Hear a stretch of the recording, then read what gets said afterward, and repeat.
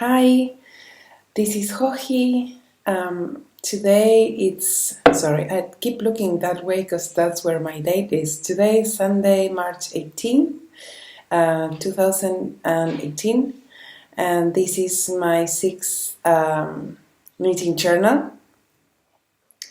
Hi, I'm back at my summer house for the weekend, and I'm not going to apologize anymore about possible noises or interruptions because probably you all know by now that I never have the house to myself, and therefore, sorry, I'm going to stop those noises. There we go. And therefore, there might be children opening the doors or mothers currently having showers that make noise, but that's I hope that's not a problem. Anyway, it's been a week. This time I could record again during the weekend. I haven't been traveling this week, but it was a tough week because I think that my body was catching up with me a little bit after coming back from Austin, and I got a really nasty cold. So even though it wasn't a flu, so it wasn't one of those colds where you actually can't think properly, I was still very sick and I had a cough, bad cough, runny nose. Some of you actually noticed when I was recording last weekend that I was getting ill because I kept sneezing and coughing when actually next day I was completely sick. But that was fine. I could work, but I decided to take some time off from my gym. I'm trying this year to work out more regularly, so my husband and I are trying to go to the gym maybe 3 or 4 times a week. And I just took the week off because I couldn't breathe properly, and that I think that was a good idea because that also helped me catch up with some writing that I had to do, and it was a really good writing week. I could finish a lot of drafts that I still had in the works for pending designs. So that was really good and bad. Sometimes we have to listen to what our bodies are telling us and take a little break. So let's see, I have some notes here. Yeah, so I am at the summer house today because we decided to take a weekend off with my knitting friends, and we decided to do our own small knitting retreat here at the summer house, and it's very, very small because it's only 4 of us. So it's my mother, and then my friends Andrea and Carla are here too. My friend Ale was going to come, and then she had some last-minute commitments that she couldn't skip. So it's just the 4 of us, and we've been having a really quiet weekend. We have slept so much, and we ate good food and drank wine and gin and tonics, and we knitted and watched knitting podcasts and chatted, and it's actually been super great. And it kind of makes up for the fact that we are not at Edinburgh Yarn Festival like half of the knitting world is, and we're having our own get together. Yeah, it's been a bit overwhelming to see everyone's photos from Edinburgh. I feel like the whole knitting world went there this time. I've never been to Edinburgh Yarn Festival actually, so I wonder whether if I ever go someday, if it's going to be that big. I wonder what you guys are up to this weekend, if you're at Edinburgh or if you're trying to get together with friends to have your own kind of Edinburgh at home. Yeah, I have a really good group of friends who knit, here in Argentina, and we of course met through Ravelry, like most knitting groups nowadays. I did knit before Ravelry, but I didn't have any chance to meet anyone who did it, and that's why I think I owe Ravelry so much, not just because I work doing what I love thanks to them, but also because I have met probably my best friends in my life in their community, in their forums. So I'd love to hear if you want to tell me in the YouTube comments about your local knitting groups and whether you get together. I know that this weekend I've been posting about my small getaway with my friends, and many of you said on Instagram, oh, that's a great idea.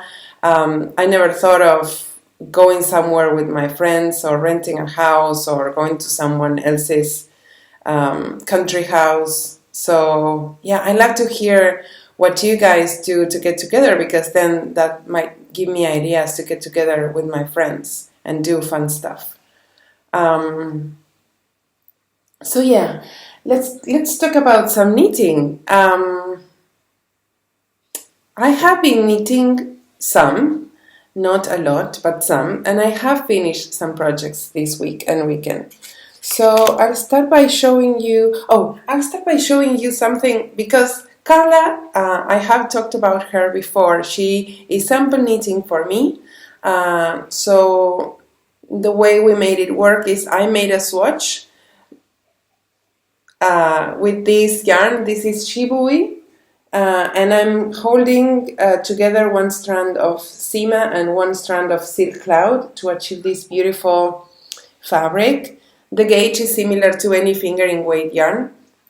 So I made a swatch and I showed Carla what this should look like, and then I made all the necessary calculations, and I started the back for her to have as reference for the width that we were aiming for, and then Carla continued the back and the fronts, and we got together. We checked out that that was fitting properly.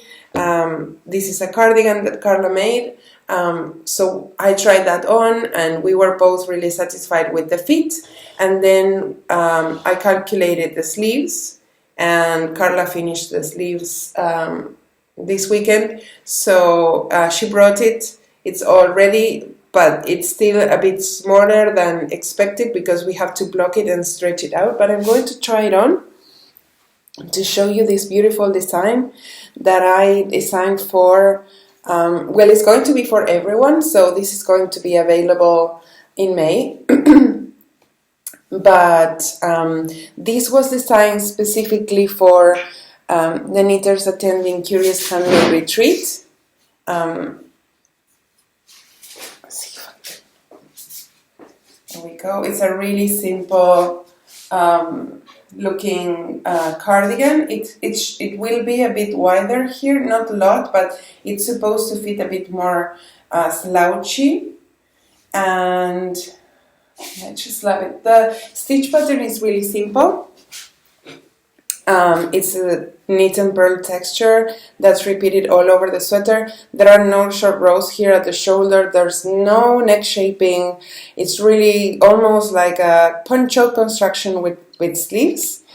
And I designed this really, really simple so that I can help all the attendees get measurements, correct measurements, and pick a size. And since it's so straightforward, you basically just cast on the stitches and start knitting as like a square.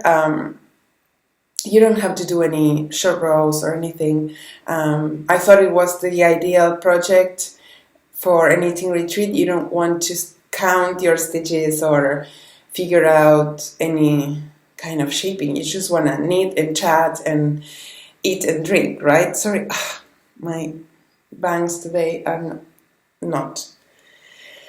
Anyway, this is bringing me much joy. This will be the sweater that I will be wearing all the time during that trip. And I can't say enough good things about the yarn.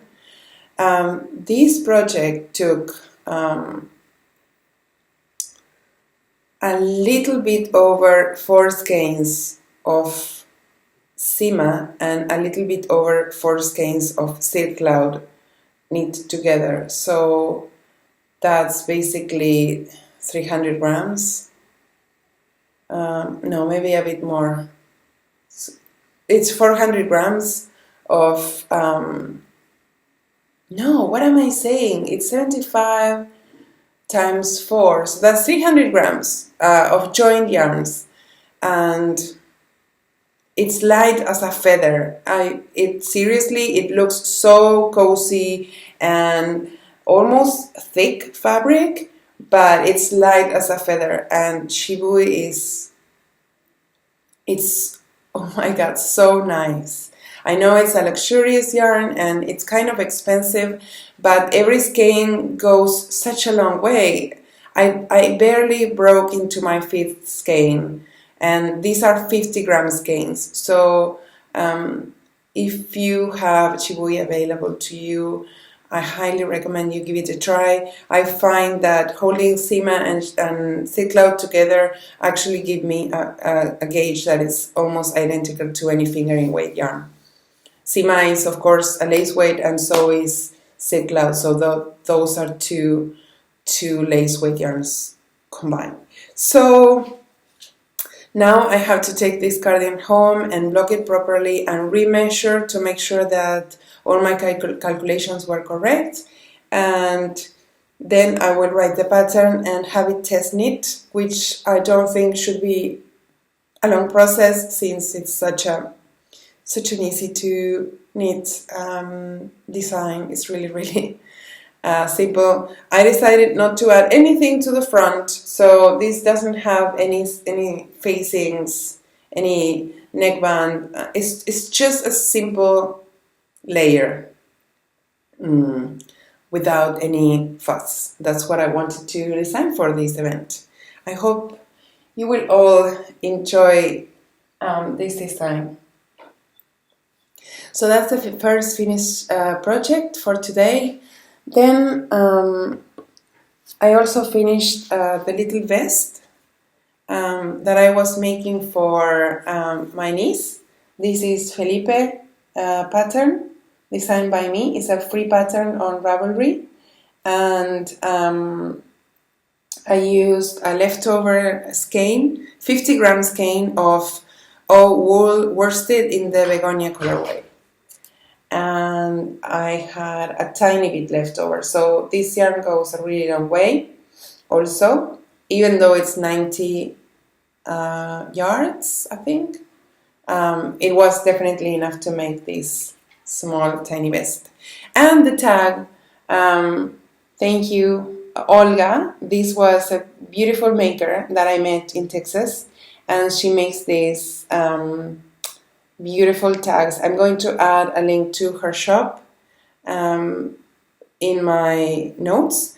And yeah, I sent a note to my niece, who's going to be born 24th of April, because the mother has a programmed C-section.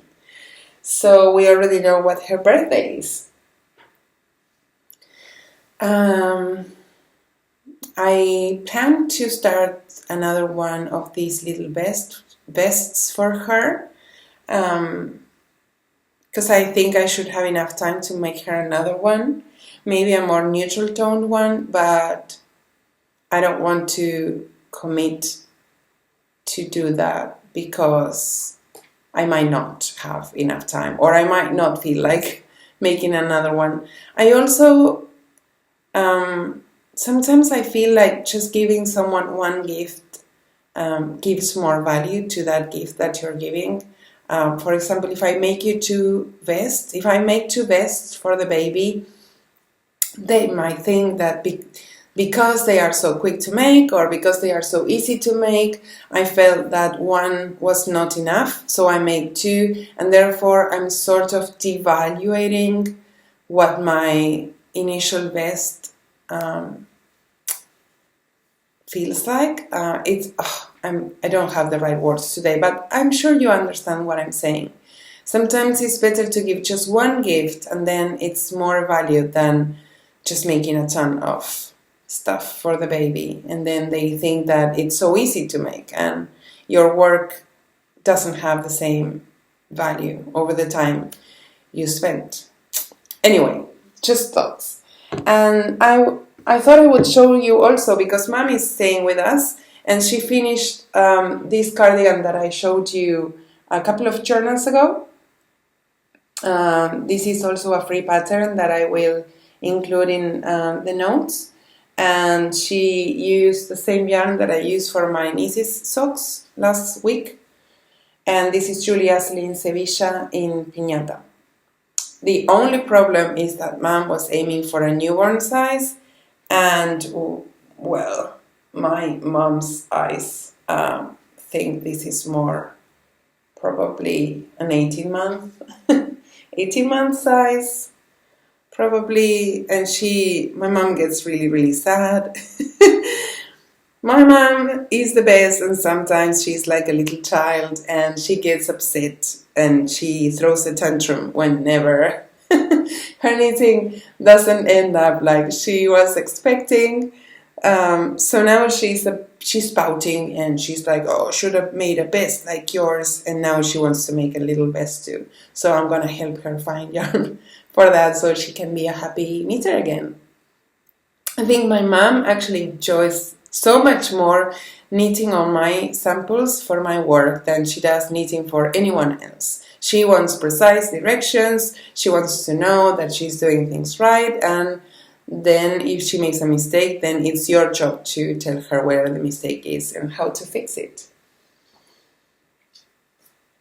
Yeah. Okay, and then I have two things that I just finished and haven't blogged either. And I'm very excited about them. So, first of all, I finished last night very late. I bound off the last stitch for my sweet fiber shawl. So the ends are not woven, and oh my god, I love it. Okay, so it's a triangle. I have to block that tip. It's quite big. It took almost all 2 skeins of fingering weight from sweet fiber. And I'm going to tell you a bit about the border. So last week, sorry, I still have a bit of a cold.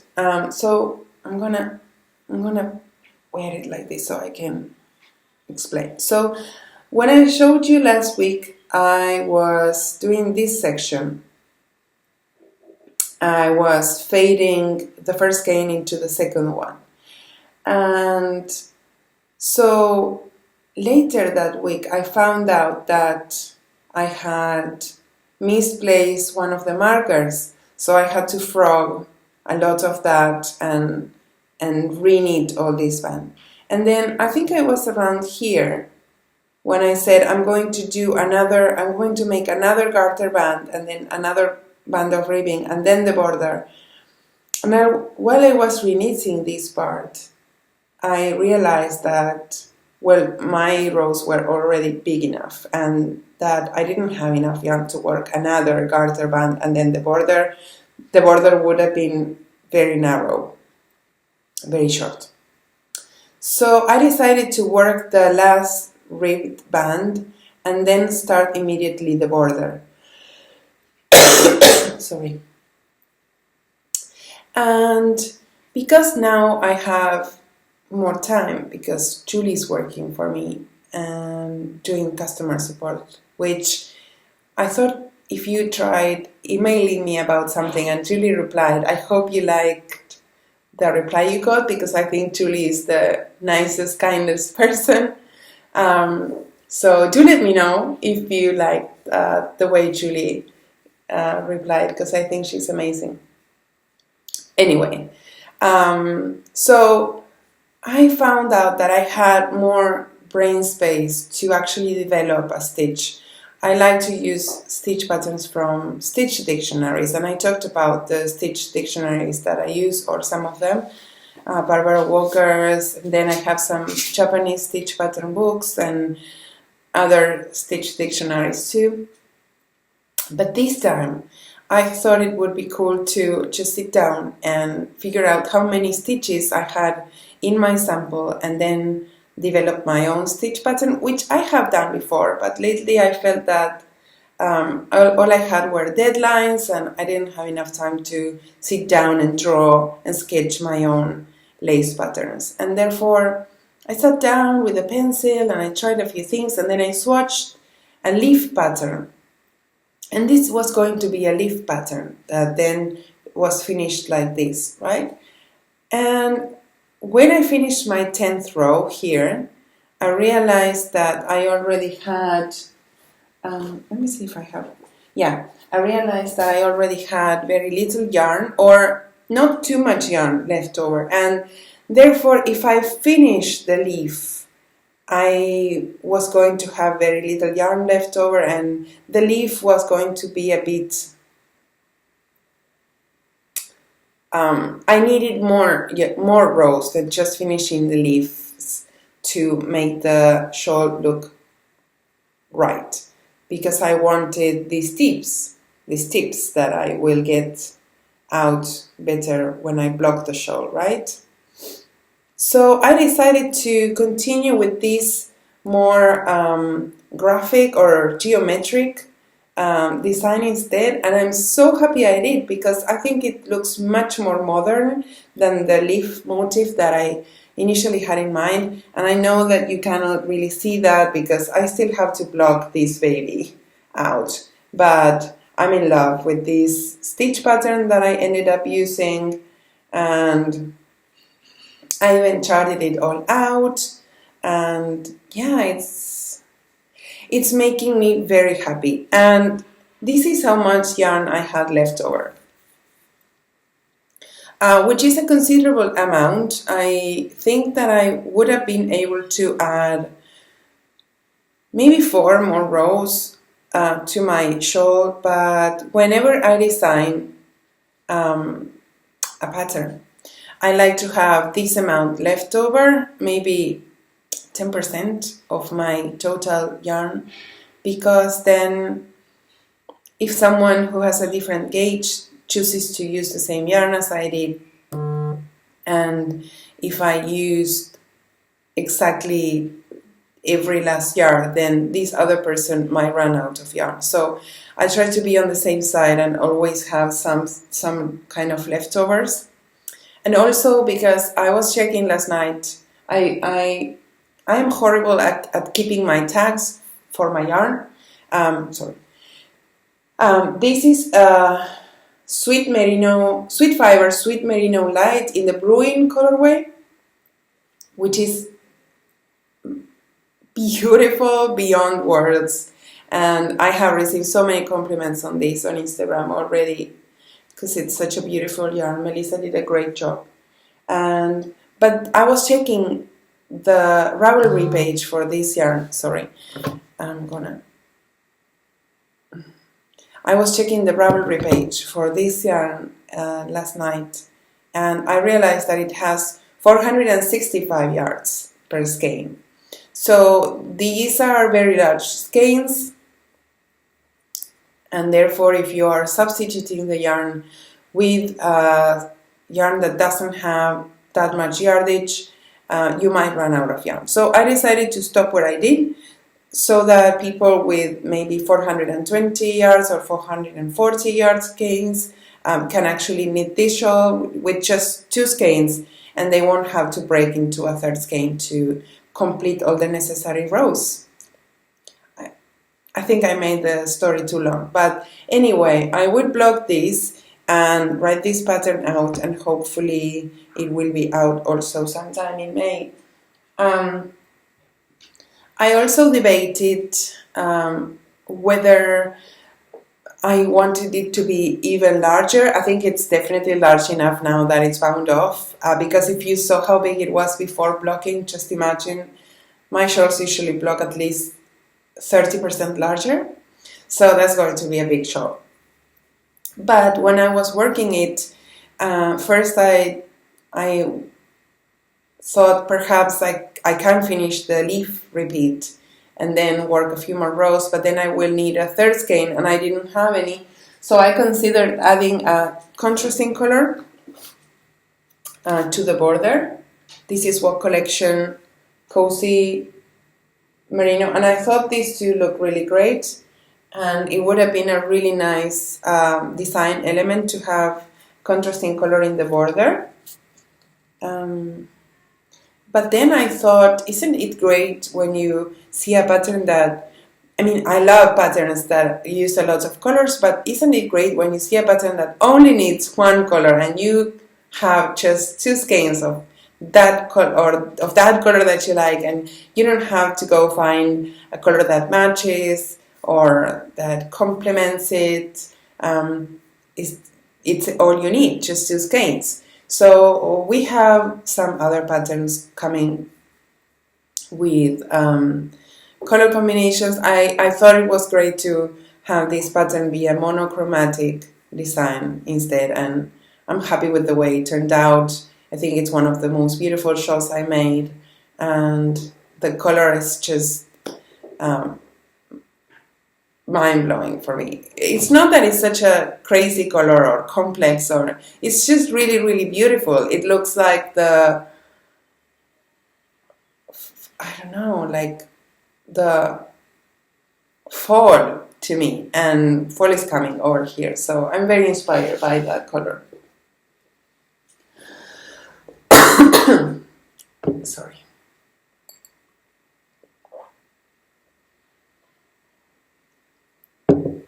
Okay, and my last finished object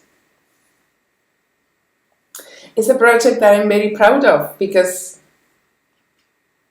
this is not my design. This is Jodi, Mrs. Brown's Bags, first pattern ever. And it's this gorgeous, amazingly delicate hat with this slip stitch pattern that sort of grows diagonally around the hat. Anyway, I'm gonna try it on for you to see the fit. It's a snug hat. I made a size medium. It has a beautiful, some beautiful crown decreases over there, and oof, not the best day for hair today.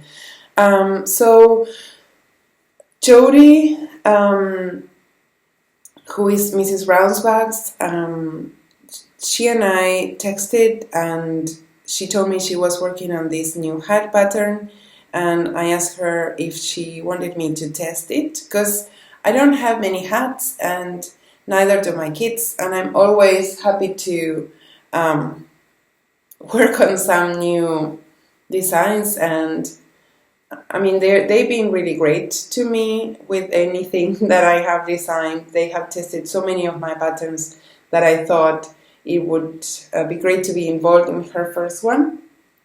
So I tested this for her. She's writing the final version of the pattern, and I'm sure she will tell you more about it soon. But I used one skein of Sweetgeorgia Superwash DK, because I thought a Canadian yarn fit this Canadian design. And my color is called Magpie, and it's very fitting, it's very suiting, because I think it looks more dull on the screen than it is in real life. It's a really mysterious green teal blue. It's darker than it looks here, and I love it. I don't know if it's big enough for my husband, but it might be, because I have a very big head, so we probably have the same size for hats. So yeah, be in the lookout for this pattern. I think that we all love Jodi from the Grocery Girls, and I am very happy for her to take this first step in designing. And I hope you guys like it and encourage her to keep going. And yeah, so that's all my finished projects. Let's see, what else do I have in my list? Yeah, okay. So I only have one. Well, I have two works in progress, but one of them, I haven't been working on much. The black cardigan that I showed you the first journals. I still haven't made any new progress on that one, but I have only one new work in progress on my needles, because I've been focusing on finishing that shawl. So this is what I have to show you. Only this much. I'm using my Knit Picks Knit Pro Nova Platina needles, which lost their toppers. So my husband fixes my needles with Lego heads and various pieces. And so this is the back neck. So it goes here, of a new cardigan design that I'm working on. And I'm using this yarn that I showed you before. Finally, I started this project last night. And so this is OWool Collection Bliss, a sport weight yarn.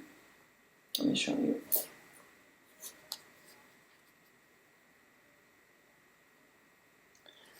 This is OWool Collection Bliss, 100% superwash merino, ultra fine, and I tell you, this is crazy fine. It's not, when people talk about microns and they say, oh, this is 19 microns, it's super soft, or this is 20 microns, it's soft. This is, I don't know, what is it, like 5 microns? It's so soft, you can resist this yarn. It's crazy. It's, oh, I love it. So it says it's a heavy sock weight, actually.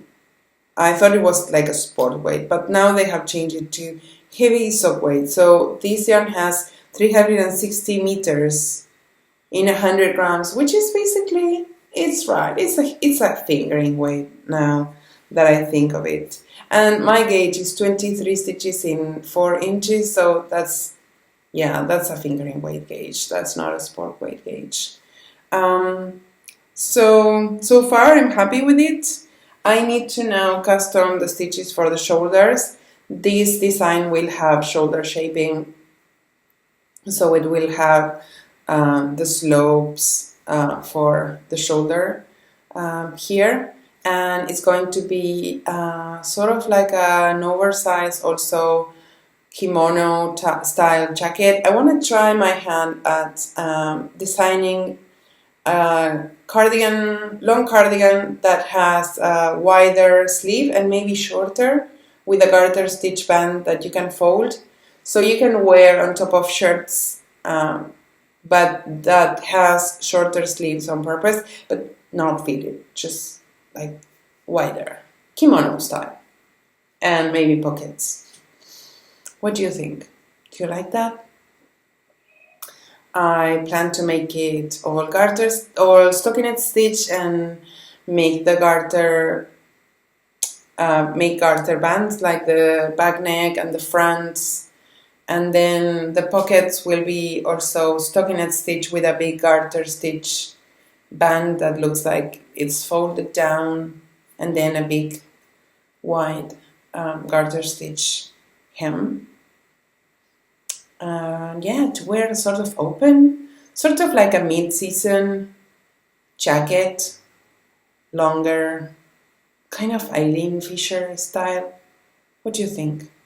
I think this color is really cool for that, because I dress a lot with black and gray, and I think this green, olive green, complements that, especially black. I think this goes very well with black.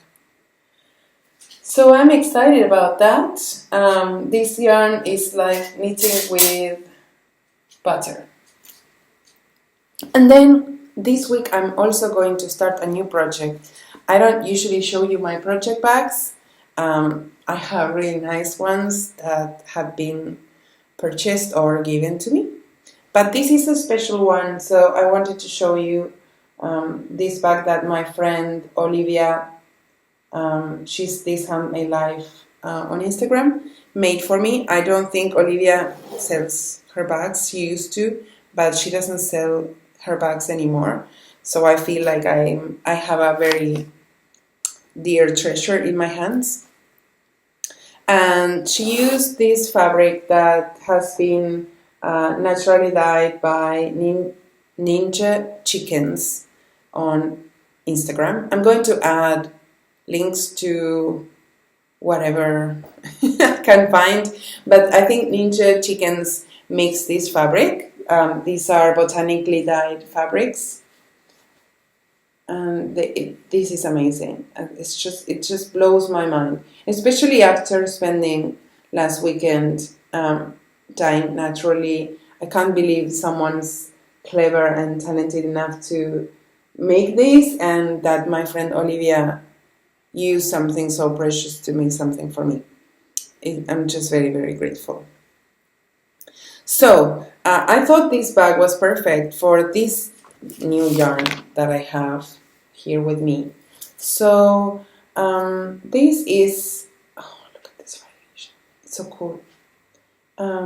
So a while ago, Amanda from Lorna's Laces contacted me, and she said they were working on a series called Color Commentary, and they create colors based on designers' suggestions or ideas or color inspiration. And she asked me to send her a mood board, which I did, and then she sent me these skeins for me to work with. I don't think I'm going to use all three of them. It's 3 skeins of shepherd sock from Lorna's Laces. So these are 80% superwash merino wool, 20% nylon, and 430 yards per 100 grams. So I think she sent 3 of them for me to swatch, and just in case I run out, but 2 of them should be more than enough to create a nice shawl. I'm really in love with this purple gray color, and especially this black variation. I think it gives this tone a lot of character. There was this time when I was really in love with purple, and like many years ago, and I made this bunch of designs using purple yarns, and then one day I thought, okay, enough purple. We're not using purple for a while, and so it's been a while since I last used anything purple toned, and I think this is actually bringing me back to purple, and I'm really excited to swatch something. I think this is going to be a wrap, so a rectangular design, but perhaps next week I show you that it's a crescent-shaped shawl. Yeah, we'll see. I'm excited about that. The color will be available. I think we're coming out with this design in June, so I think that's we discussed, that the color will be available in June together with the design.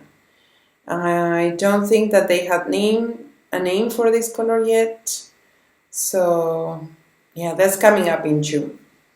And okay, this week we don't have any. I don't have any new patterns out, but I wanted to mention specifically the pattern that you probably saw at the beginning of the journal. That's my tree seeker wrap, and yeah, I thought I would talk about it a bit since I haven't been able to discuss a lot of my interpretations patterns, but that's one of the projects that I most love in the collection, and I hope you saw it within all the 12. I really love having that worsted weight wrap as one of the designs there, because I've been dreaming of having one of those heavy, beautiful patterned wraps for a while now. So you can find it on Ravelry. The pattern is available as an individual download if you don't want to get the whole collection. And it's worked in the Plucky knitter Bello worsted in a special colorway that they made for us called Pewter. And then I wanted to tell you about a couple of new events that I'll be working for. Actually new for you, but I was signed up for these events a long time ago. So if you go to my website, jojiknits.com, then there's one menu item that says teaching, and in that page you will find all the events that I will be attending to and teaching at. And so I wanted to mention them here again because I find that many times whenever I'm at the airport going to a certain destination, people say, "Oh, I had no idea you were coming.